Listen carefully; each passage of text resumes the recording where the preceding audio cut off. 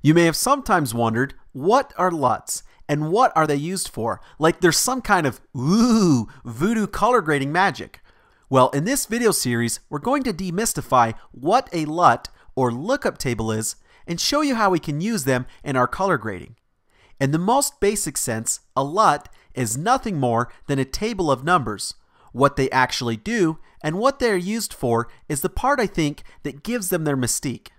Well, I've divided them up and condensed them down into three main uses so that they can be easily understood. They can be used for technical reasons, for speed and efficiency, and for creative or aesthetic reasons. An example of a technical use would be a display LUT, which allows us to preview how a film will look on our grading monitor the same as it will look when it goes out to print on film.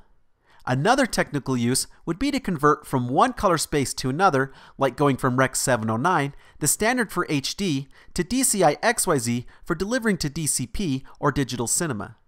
Examples of speed use would be to quickly convert log images from cameras like the Arri Alexa or Blackmagic Camera to video gamma and color space. And finally, the fun part of LUTs is using them to emulate different film stocks and film processes, as well as to add creative looks.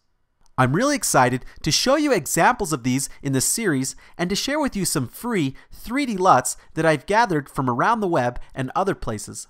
But before we get any further, let's take a look at a LUT up close.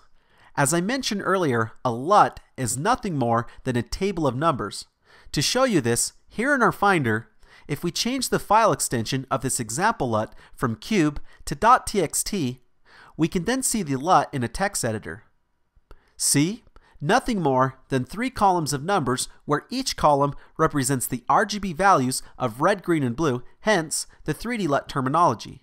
How these numbers work is they translate the values from the original image into a new set to create a completely new image. Therefore, it's important to keep in mind that LUTs are created with specific intentions in mind. Their calculations are based upon the original image and color profile that they're coming from to the desired emulation or color space that they're going towards. So while they're very prescribed and unalterable, they're an amazing tool that we can use in our grading. We can apply LUTs in Resolve in one of two different ways. We can apply them to individual clips from the color page by right-clicking a node to reveal a drop-down menu, and apply them globally to the entire project by opening the project settings page and going to the lookup tables section. While we're here in the project settings page, let me explain the order to which the LUTs are applied in the image processing pipeline. The input LUTs you see here are essentially applied to the source bar in the node graph, but after raw camera decoding is applied.